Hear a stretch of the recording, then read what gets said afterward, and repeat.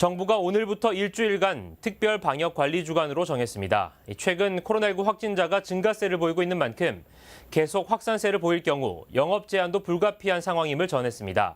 취재기자 연결해 자세한 얘기 들어보겠습니다. 엄종규 기자. 네, 보도국입니다. 네, 오늘부터 공무원들의 회식과 모임이 전면 금지된다고요?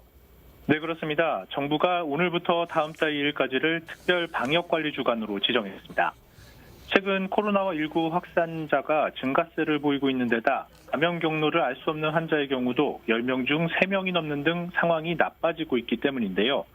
정부는 현재의 증가세를 꺾지 못하면 영업시간 제한 등 사회적 거리 두기 강화가 불가피하다며 이번 한 주를 방역 관리에 힘쏟겠다는 입장입니다. 이에 따라 일주일간 공무원 등 공공기관 종사자들은 회식과 모임이 전면 금지됩니다.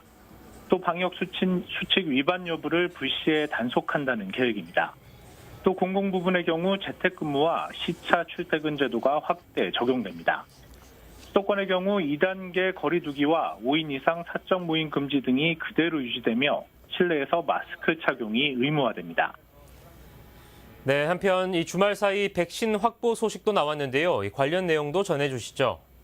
네, 지난 24일 정부가 화이자 백신을 2천만 명분을 추가 계약했다고 발표했습니다. 이에 따라 총 9,900만 명분의 백신을 확보한 것으로 알려졌는데요. 3차 접종 가능성 등 만일의 사태에 대응할 충분한 물량이 확보된 것이라고 전했습니다. 이에 따라 6월 말까지 고위험군에 포함된 1,200만 명, 9월 말까지 전 국민의 70%인 3,600만 명에 대해 1차 접종 완료를 목표로 두고 있습니다. 한편 충분한 백신 물량이 확보됐어도 원하는 백신을 맞을 수 있는 백신 선택권은 지금처럼 하반기에 검토하지 않는다고 선을 그었습니다. 네, 마지막으로 오늘 코로나19 신규 확진자는 몇 명으로 집계됐습니까?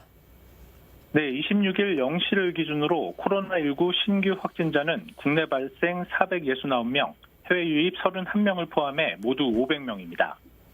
서울에서 백신 2명이 코로나19 확진 판명을 받았고 경기권에선 147명이 발생했습니다. 최근 코로나19 확산세가 지속 중인 가운데 오늘은 6일 만에 500명대로 떨어졌습니다.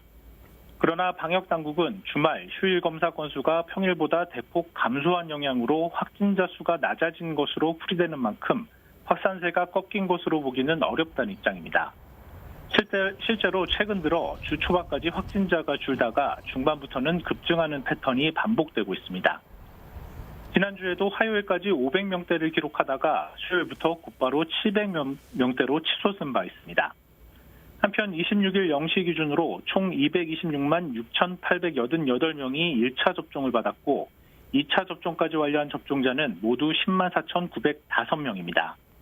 아스트라제네카 백신 접종자가 132만 3,123명, 화이자 백신 접종자는 95만 3,765명입니다. 지금까지 코로나19 관련 소식 전해드렸습니다.